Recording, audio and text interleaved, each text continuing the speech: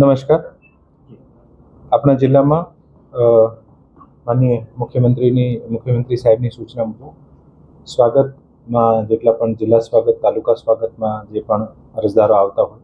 આ અરજદારોની તકલીફને, પ્રોબ્લેમ્સને સમયસર સાંભળીને સમયસર નિકાલ કરવાનું સરકારની ખૂબ જ મહત્વપૂર્ણ જવાબદારીમાં આવે છે. અત્રેના જિલ્લા વહીવટીતંત્ર દ્વારા નિર્ણય કરવામાં આવ્યું છે કે સ્વાગતની જે ફરિયાદ નિવારણની જે મેકેનિઝમ જે છે આને વધુ સુદૃઢ બનાવવી જોઈએ અને આ ફરિયાદ નિવારણની કામગીરીને સુદૃઢ બનાવવા માટે આ નિર્ણય કરવામાં આવ્યું છે કે છેલ્લા 1 વર્ષમાં જેટલા પણ સ્વાગતના કેસીસ આપણે અહીંયા જિલ્લા કલેક્ટરની કચેરીથી સાંભળવામાં આવ્યા હોય આ તમામ કેસીસને ફરીથી રીઓપન કરવામાં આવશે અને જે કેસીસનો નિકાલ થઈ ગયો છે પરંતુ જે કેસીસનો હજુ સુધી નિકાલ નહીં થયો હોય આ કેસીસના પ્રાંત અધિકારી, મામલતદારશ્રી મારફત અથવા જે પણ સંલગ્ન અધિકારી છે આનાથી રિપોર્ટ મંગાવીને આ લોકોનો હકારાત્મક ઝડપથી જે નિકાલ થાય આને માટે પ્રયત્ન કરવામાં રહેશે. સેમ સૂચના તાલુકા લેવલ ઉપર આપવામાં આવી છે અને એસડીએમ શ્રીને પણ આના બાબતમાં ઇન્સ્ટ્રક્શન કરવામાં આવ્યા છે. બીજું પણ નિર્ણય લેવામાં આવ્યું છે કે જિલ્લાના તમામ સિનિયર અધિકારી જે છે આ તમામ સિનિયર અધિકારી આવનારા દિવસોમાં જે પણ તાલુકા સ્વાગત હશે આને પણ અટેન્ડ કરશે અને દરેક સિનિયર અધિકારીને 3 મહિના માટે એક તાલુકા ફિક્સ કરવામાં આવશે જેથી કોઈ પણ પ્રશ્નનો 1 મહિનામાં નિકાલ નહીં તો બીજા મહિનામાં આ જ અધિકારી દ્વારા સાંભળીને આનો યોગ્ય નિકાલ કરવામાં આવે આને માટે પણ સૂચના આપવામાં આવી છે. આપ તમામને ખબર છે કે માનનીય મુખ્યમંત્રીશ્રીની સૂચના મુજબ ગયા અઠવાડિયામાં જિલ્લાના તમામ બ્રિજનું ઇન્સ્પેક્શન પૂર્ણ થયો છે અને ઇન્સ્પેક્શન મુજબ જે 4 રૂરલ વિસ્તારના બ્રિજ છે જે ઓલરેડી આપણી સાથે માહિતી શેર કરવામાં આવી છે અને ભારી વ્હીકલ્સ માટે બંધ કરવામાં આવ્યા છે. લાસ્ટ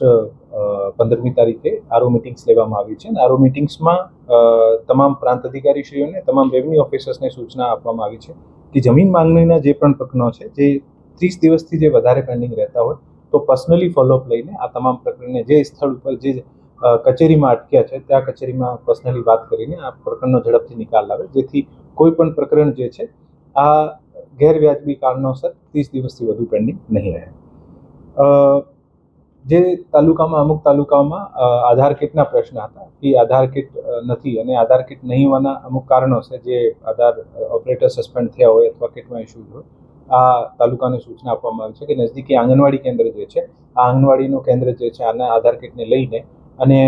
નવી નોંધણી નહીં કરી શકાય પણ બાકી મોટાભાગે જેટલી પણ આધારની સર્વિસીસ છે આ કરી શકાય. તંત્રને અરજદારો માટે વધુ સંવેદનશીલ બનાવવા માટે તમામ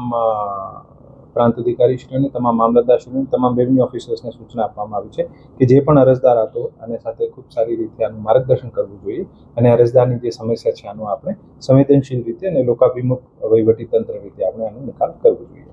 છેલ્લા 2 અઠવાડિયામાં આરઆરટી કેસીસમાં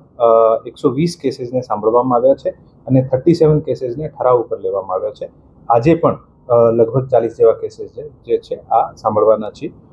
એવી જ રીતે પુરવઠાના ટોટલ 25 જેવા કેસો જે છે આને સાંભળવામાં આવે છે અને 19 જેવા કેસોને ઠરાવ ઉપર લેવામાં આવે છે. પ્રયત્ન આ રહેશે કે જે પણ આપણા જૂના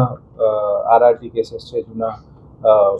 પુરવઠાના કેસીસ છે અને ઝડપથી સાંભળીને આની 1-2 તક આપીને આનો સમયસર નિકાલ થાય જેથી જૂના આપણું ઘણા બધા કેસીસ છે આનું આપણે સમયસર નિકાલ કરી શકીએ છીએ.